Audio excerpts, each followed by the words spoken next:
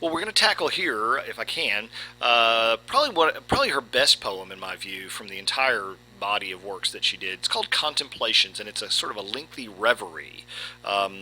Reverie is kind of a sort of a little subgenre of poetry. You often saw it in medieval works, or you sometimes see it with pastoral works, where the poet will go out and start seeing something in nature, and then her mind will drift, her spirit will drift off into a contemplation of different sorts of things, deeper thoughts and whatnot. Important thing here is that in this particular poem, she sort of moves from object to object, idea to idea, but it comes back and loops back to a single theme that's going on, which is using nature to contemplate the larger questions in life. Some of the key questions that I want you to look for as we go through this are one, the relation of human beings to nature; two, the relation of nature to God; three, fellowship in the church; and of course it's Puritan, so therefore we have to talk about the doctrine of election or predestination no matter what you do, right? So I want to start off with the first four stanzas. I'm going to read through it, and what I want you to do is to envision her going out into the wilderness, into the woods, into the countryside, and noticing different things in nature, and then reflecting on what those things can tell her about God, about life, about her relationship to God.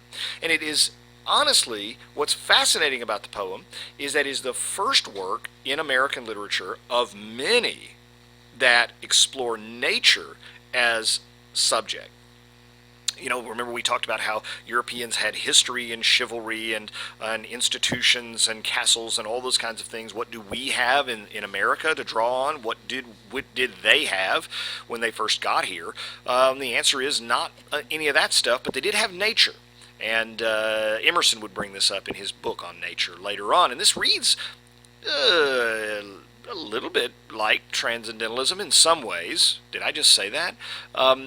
It does in a very limited, very qualified way, in that it looks at nature as a conduit for allowing us to understand more about God, right? And Bradstreet is very definitely a Puritan, very definitely an Orthodox Puritan, so she's not going to do what a transcendentalist would do. But she is looking at nature as something that we look through or at in order to understand more about God. Let's look at the first four stanzas here. Some time now passed in the autumnal tide, when Phoebus wanted but 1 hour to bed. The trees, all richly clad yet void of pride, were gilded o'er by his rich golden head. Their leaves and fruits seemed painted, but was true of green, of red, of yellow, mixed hue.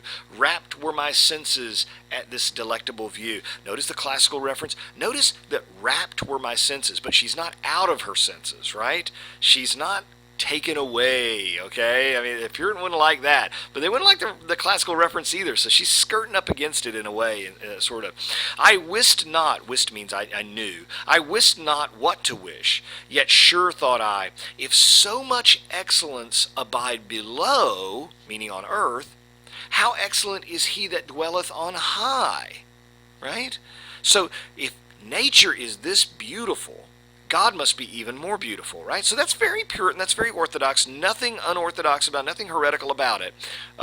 Whose power and beauty by his works we know. Sure he is goodness, wisdom, glory, light, that hath this underworld so richly dight, created, okay?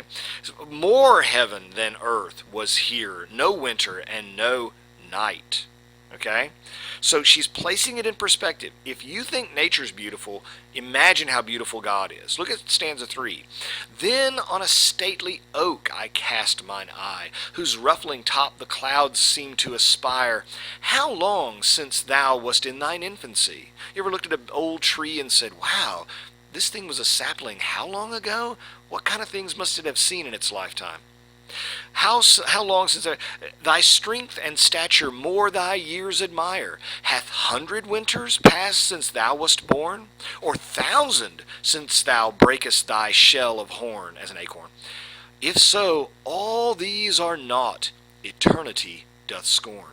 You look at the oldest thing you can see, an old oak tree. How old is it? 100 years, 300 years, 1,000 years old? this is nothing compared to eternity. So you see, looking at a natural object and then allowing that to make you think of, or leading you to think of, something deeper, richer, more spiritual, more eternal. Okay, that's what she's going to stanza 4. This one she gets really, really dicey. Then higher on the glistering sun I gazed, whose beams were shaded by the levy tree. The more I looked, the more I grew amazed, and softly said, "What glory's like to thee? What glory is like to thee?" Right?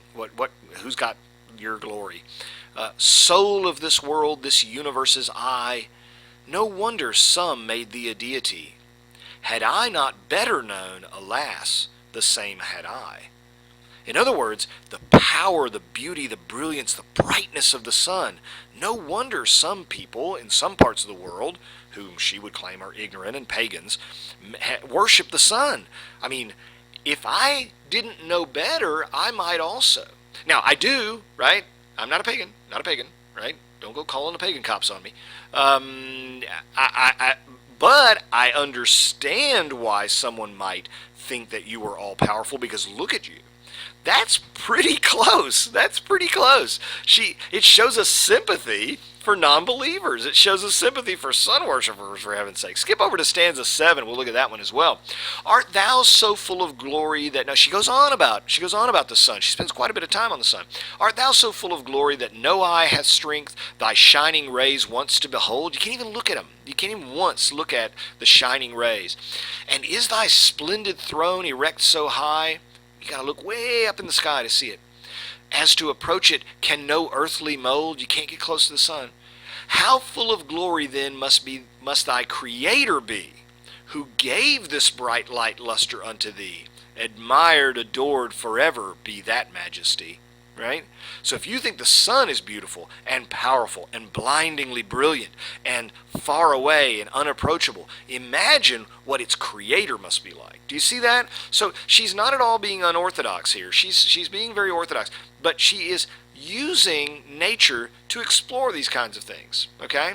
You can see it in several of the other stanzas, but I want to hone in particularly on stanzas 20, 21, 22, and 23. This is really the very, very heart of the poem here. Shall I then praise the heavens, the trees, the earth, because their beauty and their strength last longer?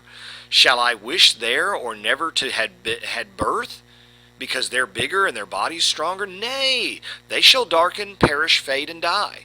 And when unmade, so ever shall they lie. But man was made for endless immortality. Right? My life is short, and the world is here for thousands of years. So does that mean it's greater than I am? No, because I am immortal, the world is not. Under the cooling shadow of a stately elm, close sate I by a goodly river's side, where gliding streams the rocks did overwhelm. A lonely place with pleasures dignified. I once that loved the shady woods so well, now thought the rivers did the trees excel, and if the sun would ever shine, there would I dwell. While on the stealing stream, right, meaning fast moving, I fixed mine eye, which to the longed for ocean held its course, right, because all streams go to the ocean, eventually, right. I marked, meaning I observed, neither nor crooks nor rubs that there did lie, meaning crooked angles or tight spots, could hinder aught, could stop anything, but still augment or strengthen its force. In other words, every time it curved real quickly or went through a tight little spot, it didn't stop the water, it actually sped it up.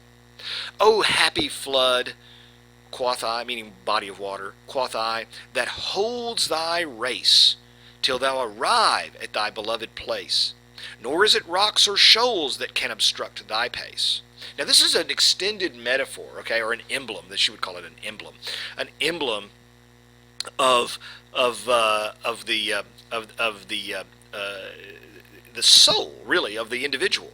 Like in our life, our life is like a stream, right? And we go through hardship, we go through different sorts of things, rubs and crooks and narrow spots. But for those who are elect, they are headed to that great ocean, the great eternity, right? We're all little streams. Now, we run there naturally.